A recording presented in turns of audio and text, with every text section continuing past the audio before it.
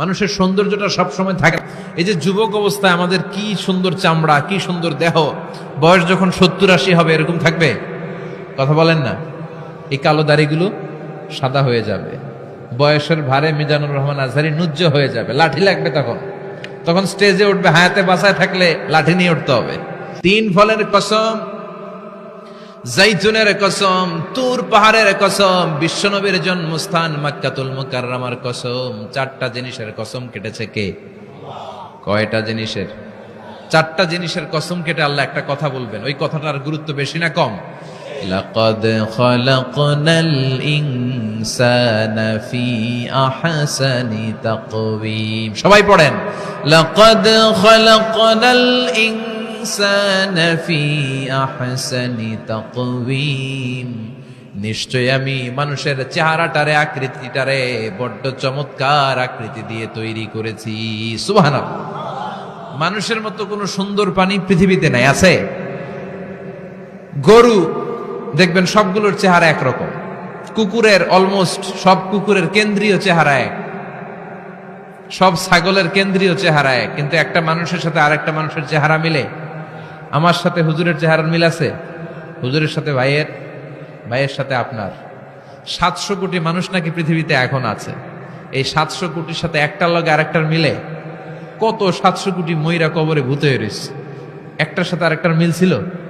আরো কত 700 কোটি যে কিয়ামতের আগে আসবে, একজনের সাথে আরেকজনের চেহারার কোনো মিল খাবে?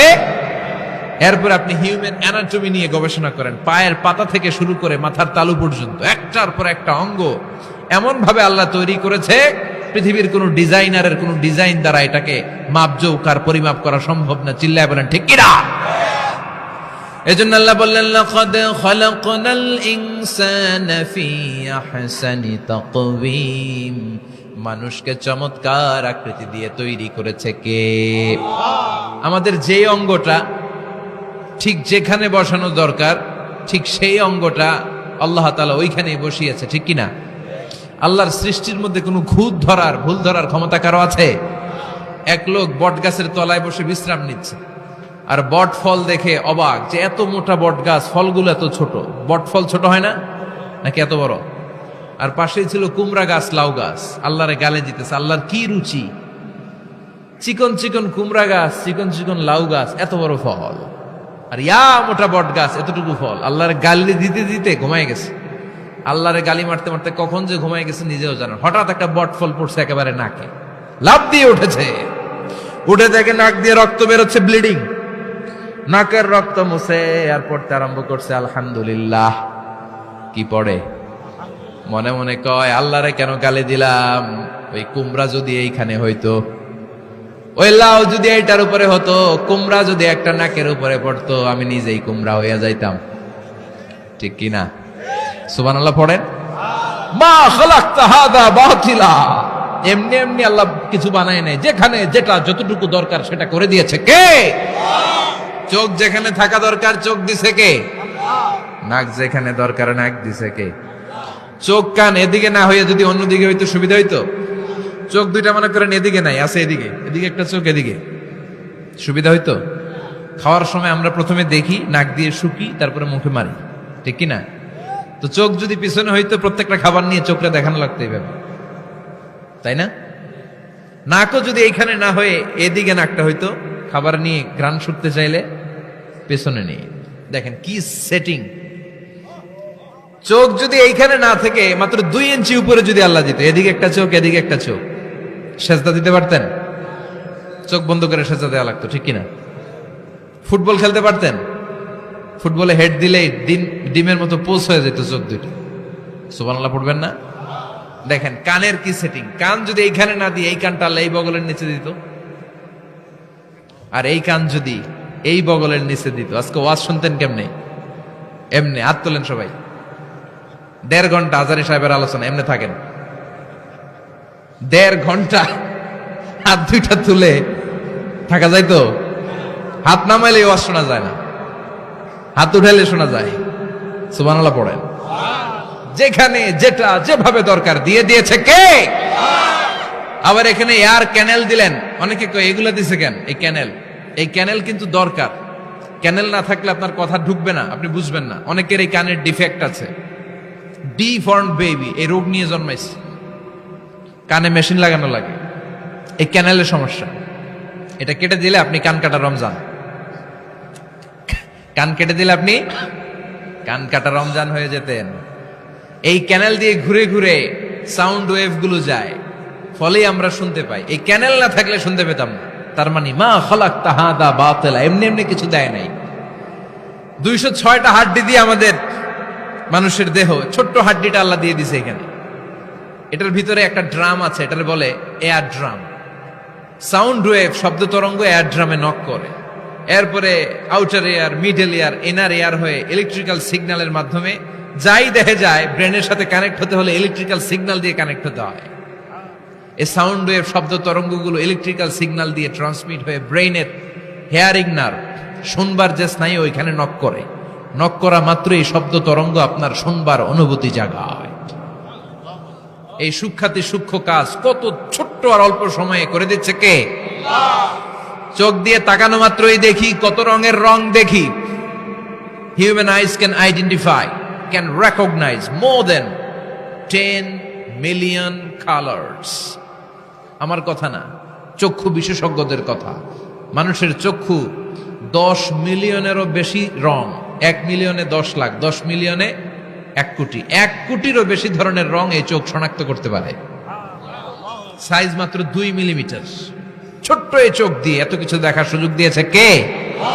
এই দুটি চোখ দিয়েছি বলে দেখো যে কত অপরূপ নয়নাভিরাম, খেতে খামারের জুড়ায় জ্বালা বিধুরধু, তোমার দেয়া চোখের শুকুর জানাবো তারে ভাষা কই, যতই দেখি ততই যেন পলক ছাড়া চেরই।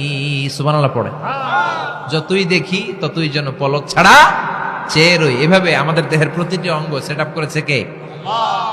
আল্লাহু আকবার। এজন্য রব্বুল আলামিন বলেন, লাকাদ খালাকনাল ইনসানা ফি আহসানি তাকওয়িম, আমি মানুষকে সবচাইতে সুন্দর আকৃতিতে তৈরি করেছি। সুবহানাল্লাহ। আমরাই শুধু মাথা উঁচু করে দাঁড়াতে পারে, গরু এরকম মাথা উঁচু করে দাঁড়াতে পারে? গরুর মাথা নিচে, ছাগলের মাথা নিচে, সবার মাথা নিচে। মানুষই 2 পায়ে ভর করে শির দ্বারা, মানে স্পাইনাল কর্ডের উপর টান টান হয়ে মাথাটা উঁচু করে এইভাবে দাঁড়ায়। পৃথিবীতে একটাই সৃষ্টি, এজন্য আল্লাহ সৃষ্টির নাম দিয়েছে আশরাফুল, যে মাখলুকাতের কাছে নূরের ফেরেশতাও সেজদা দিতে বাধ্য হয়েছে। ঠিক কিনা? তুমি মাটির আদমকে প্রথম সৃষ্টি করিয়া ঘোষণা করিয়া দিলে শ্রেষ্ঠ বলিয়া, তাই তো নূরের ফেরেশতা করে আদমকে সেজদা। ঠিক কিনা? তাই তো নূরের ফেরেশতা করে আদমকে সেজদা, সবার চেয়ে সম্মান দিলে মাটির আদমকে। আল্লাহু আল্লাহু তুমি জাল্লে জালালুহু, শেষ করা তো যায় না গে তোমার গুণগান। আল্লাহু আল্লাহু।